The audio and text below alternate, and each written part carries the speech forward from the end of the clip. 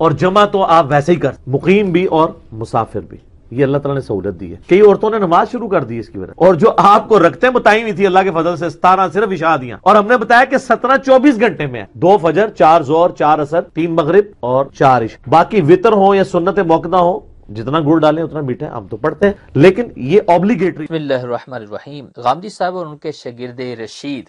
مرزا صاحب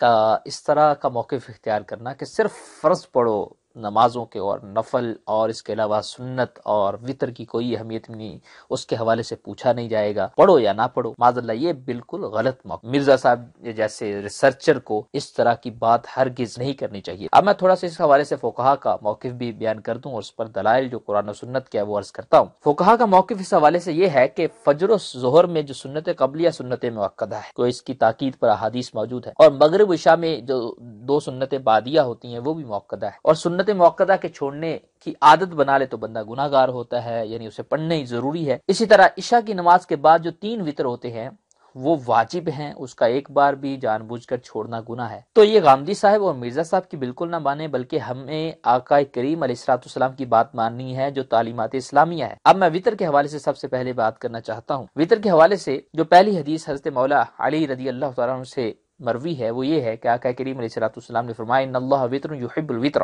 کہ وطر، اللہ وطر ہے اور وہ وطر کو محبوب رکھتا ہے، یعنی اسے پسند کرتا ہے۔ فَأَوْتِرُوا يَا أَهْلَ الْقُرْآنِ، لہذا اہل قرآن، قرآن والو وطر پڑھو۔ یہ جو لوگ اپنے آپ کو اہل قرآن کہتے ہیں ان کو تو ضرور چاہیے تھا کہ وطر کی اہمیت پر بیان کرتے، نہ کہ وطر کے معاذ اللہ اس کی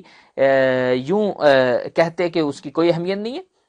جامع ترمذی کے اندر یہ حدیث ہے، فَأَوْتِرُوا کا صیغہ امر کا ہے۔ اس کے علاوہ ایک اور حدیث ہے جس میں فَأَوْتِرُوا آیا قبل ان تصبحوا، کہ صبح کرنے سے قبل وطر پڑھو، اس میں بھی امر کا صیغہ ہے، اور امر کے حوالے سے، امر کا صیغہ مطلب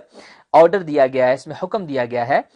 اور اس کے حوالے سے فقہا کا اجماع ہے کہ یہ وجوب کے لیے آتا ہے،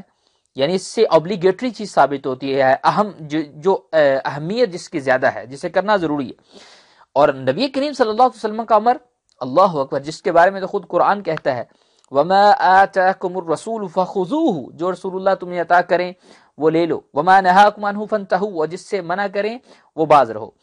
اس سے باز رہو۔ تو آقا کریم علیہ الصلوۃ والسلام کا جو حکم ہے اسے لینے کے حوالے سے، اسے اختیار کرنے کے حوالے سے تو خود قرآن ارشاد کرتا ہے۔ اس کے علاوہ مزید وطر کے حوالے سے ایک اور حدیث بھی ہے، حضرت ابن حذیفہ سے یہ روایت ہے، آقا کریم علیہ الصلوۃ والسلام نے فرمایا ان اللہ قد امدکم بصلاۃ وہی خیر لکم من حمر النعم وہی الوطر، بے شک اللہ تعالیٰ عز و جل نے ایک اور نماز کے ساتھ تمہاری مدد فرمائی ہے، اور وہ سرخ اونٹوں سے بھی تمہارے لیے بہتر ہے، اور وہ وطر ہے جس کو آقا کریم علیہ الصلوۃ والسلام سرخ اونٹوں سے بھی بہتر نماز قرار دے رہے ہیں آپ لوگوں کے لیے، جبکہ مرزا صاحب اور غامدی صاحب کیا کہہ رہے ہیں کہ اس کی کوئی اہمیت نہیں ہے، وہ پڑھو نہ پڑھو۔ ابھی ہمیں رسول اللہ کی بات ماننی ہے یا ان کی بات ماننی، یہ فیصلہ ہم نے خود کرنا ہے۔ یہ حدیث دیگر صحابہ سے بھی مروی ہے، حضرت معاذ بن جبل رضی اللہ تعالی عنہ سے بھی مروی، عبداللہ بن عمر رضی اللہ تعالیٰ عنہ سے مروی ہے، اس کے علاوہ ابن عباس رضی اللہ تعالیٰ عنہ سے مروی ہے، عقبہ بن عامر سے مروی ہے، عبداللہ بن عمر سے مروی ہے، اور مزید ایک اور حدیث میں بھی آیا، حضرت بریدہ رضی اللہ تعالیٰ عنہ سے وہ روایت ہو کر آئی، سرکار صلی اللہ علیہ وسلم نے فرمایا الوطر حق فمن لم یؤتر فلیس منا، الوطر حق فمن لم یوتر فلیس منا، الوطر حق فمن لم یوتر فلیس منا، وطر حق ہے جو نہ پڑھے وہ ہم میں سے نہیں ہے، وطر حق ہے جو نہ پڑھے ہم میں سے نہیں ہے، وطر حق ہے جو نہ پڑھے ہم میں سے، اتنی تاکید فرمائی۔ سنن ابی داؤد جو سیاستہ میں شامل ہے، کتاب الوطر، پوری کتاب، پورا چیپٹر باندھا ہے اس پر صاحب سیاستہ سنن ابی داؤد کے اندر، اس کی اس قدر اہمیت ہے۔ کروڑوں حنفیوں کے امام تابعی بزرگ حضرت امام ابو حنیفہ رحمۃ اللہ تعالی علیہ سے بھی وطر کے حوالے سے 3 اقوال ہیں، اس کی تاکید کے پیش نظر 3 اقوال ہیں، یہاں تک فتاوی ہندیہ جو 300 سے زائد علماء کرام کی زیر نگرانی لکھا گیا، اس کے اندر یہ قول موجود ہے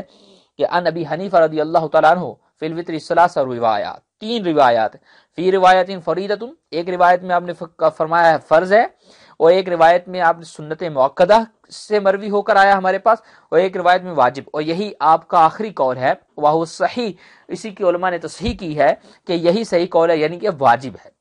اور وطر کے حوالے سے علماء نے پوری پوری اپنی کتابوں میں ابواب باندھے، اس کے مسائل کو بیان کیا، اس کی اہمیت کو بیان کیا۔ وہ کون کون سی کتابیں ہیں؟ مسلم شریف کے اندر احادیث موجود ہے وطر کی اہمیت کے حوالے سے، اور ترمذی کے اندر موجود ہے، اور ابی داؤد یعنی ابو داؤد سنن ابی داؤد جو ہے اس کے اندر موجود ہے، نسائی شریف جو سیاستہ میں شامل ہے، ابن ماجہ میں پورا باب ہے ما جاء فی الوتر، اور اس کے علاوہ دیگر کتابوں کے اندر اس کے مسائل کو، اس کی اہمیت پر باب باندھے گئے، جیسے کہ سنن ابی داؤد کے حوالے سے میں نے بیان کر دیا، بخاری میں سنن قبرا للبہقی، امام بہقی کتاب ہے موطا امام مالک کے اندر موجود ہے، اور اس کے علاوہ بخاری مسلم کے حوالے سے بیان کر دیا۔ اس کے اوقات کا بھی بخاری مسلم کے اندر بیان کیا گیا، یعنی بخاری میں، مسلم میں، ترمذی میں، ابو داؤد کے اندر، ابن ماجہ و نسائی شریف کے اندر، اور امام حاکم بھی اس پر حدیث لے کر آئے ہیں، جنہوں نے اپنی المستدرک کے اندر وہ احادیث بیان کی ہیں جو کہ امام بخاری اور مسلم کی شرط پر بالکل صحیح احادیث ہیں۔ انہوں نے اس حدیث کے حوالے سے یہ بھی فرمایا صحیح علی شرط شیخین، شیخین امام بخاری اور مسلم کو کہتے ہیں۔ اور اس کے علاوہ جن کتابوں کے اندر اس کا پورا ابواب موجود ہے، اس کے مسائل کا، مسند امام احمد کے اندر ہے، اور مسند سیدہ عائشہ صدیقہ رضی اللہ تعالی عنہا کے حوالے سے روایتیں موجود ہیں، اور معجم الکبیر کے اندر امام طبرانی کی جو کتاب ہے، اور جس کے رجال کے حوالے سے آپ نے فرمایا وَرِجَالُهُ رِجَالٌ صحیح، یعنی اس حدیث کے جو رجال ہیں بالکل صحیح ہے وطر کے حوالے سے۔ مصنف عبد الرزاق کے اندر موجود ہے، اور مصنف ابن ابی شیبہ میں ہے، اور مصنف ابن ابی شیبہ کے اندر اوقات کے حوالے سے بھی بیان ہے، اس کے مسائل، اس کی رکعتیں کتنی ہیں، 3 ہے یا اس سے کم ہے۔ اور اس کے علاوہ فتح الباری شریف کے اندر اور دیگر کتابوں کے اندر وطر کی اہمیت پر ابواب ہے، یعنی 30 سے 31 سے زیادہ کتابیں تو جو میں نے تھوڑی سی ریسرچ کی اس حوالے سے ہیں۔ اس کے علاوہ جو دیگر سنن اور نوافل کے حوالے سے اہمیت آئی، جیسے کہ ہمارا موقف ہے کچھ سنت موقدہ ہے اور ان کو پڑھنا ضروری ہے، سب سے پہلے فجر کی سنتوں کے حوالے سے بڑی تاکید آئی۔ ابو داؤد شریف جو سیاستہ میں شامل، اس میں حضرت ابو ہریرہ رضی اللہ تعالیٰ عنہ سے روایت ہے، آقا کریم علیہ الصلوۃ والسلام فرماتے ہیں لا تدعوهما وان تردتكم الخیل، فجر کی سنت ہرگز نہ چھوڑے، اگرچہ تم دشمنوں کے گھوڑے تمہیں روند ڈالیں، یعنی دشمنوں کے گھوڑے بھی اگر تمہیں روند ڈالیں تو پھر بھی فجر کی سنتیں نہ چھوڑو۔ حدیث نمبر 1258 ہے، یعنی 1258، یہ سنن ابی داؤد سیاستہ کے اندر جو حدیث ہے۔ تو یہ اس قدر اہم ہے، آقا کریم علیہ الصلوۃ والسلام اس قدر اس کی تاکید فرما رہے ہیں کہ اس کو ہرگز نہ چھوڑو، دشمن سامنے بھی ہو بلکہ تمہیں روند ڈالے تب بھی نہ چھوڑو۔ جبکہ مرزا صاحب کہہ رہے تم عام حالت میں بھی ہو، گھر میں بھی ہو، سکون سے ہو، پڑھو نہ پڑھو، معاذ اللہ۔ اس کے علاوہ علماء کرام نے ان سنتوں کی اتنی اہمیت بیان کی ہے، فتاوی ہندیہ جو 300 سے زائد علماء کرام کی نگرانی میں لکھا گیا بادشاہ عالمگیر کے دور کے اندر، اس میں موجود ہے فجر کی 2 سنتوں کے حوالے سے ولا يجوز ان يصلي قائدا مع القدرة على القيام ولهذا قيل انها قريبة من الواجب۔ انہوں نے کہا کہ اس کو بیٹھ کر پڑھنا درست نہیں ہے، جو بندہ کھڑے ہو کر پڑھ سکتا ہے، فجر کی سنتوں کی اتنی اہمیت ہے، ان کو بیٹھ کر پڑھنا درست اور جائز نہیں ہے۔ کیوں؟ کیونکہ یہ واجب کے قریب ہے، یعنی یہ واجب اوبلیگیٹری جو فریضہ ہوتا ہے اس کے قریب ہے یہ سنتیں۔ اس کے علاوہ جو ظہر کی سنت قبلیہ بعدیہ ہے اس کی تو بہت فضیلت آئی۔ آقا کریم علیہ الصلوۃ والسلام نے ارشاد فرمایا، حضرت ام حبیبہ رضی اللہ تعالیٰ عنہ سے مروی ہے کہ آقا کریم علیہ الصلوۃ والسلام نے فرمایا من رکع 4 رکعات قبل الظہر و4 بعدها حرم اللہ لحمہ علی النار، جو شخص ظہر سے پہلے 4 سنتیں پڑھے، اس کے بعد 4 سنتیں پڑھے، اللہ تعالیٰ اس کے گوشت کو نار پر، جہنم پر حرام کر دیتا ہے۔ یہ سنن نسائی جو سیاستہ میں موجود ہے اس کے اندر یہ روایت موجود ہے۔ فقہاء حناف نے کثیر حدیث کے پیش نظر اور ان سنتوں کی تاکید بیان کی ہے، اور پھر ان کی ترتیب بھی بیان کی ہے کہ کون سی سنتوں کی زیادہ تاکید ہے۔ سب سے پہلے آپ فرمایا اقوى السنن رکعات الفجر، سب سے جو قوی سنتیں جن کی تاکید زیادہ ہے وہ ہیں فجر کی 2 سنتیں، 2 رکعتیں۔ اس کے بعد سنت المغرب، سنت مغرب جو ہے بعد والی وہ 2 رکعتیں، ثم التی بعد الظہر، اس کے بعد جو ظہر کی بعد والی رکعتیں ہیں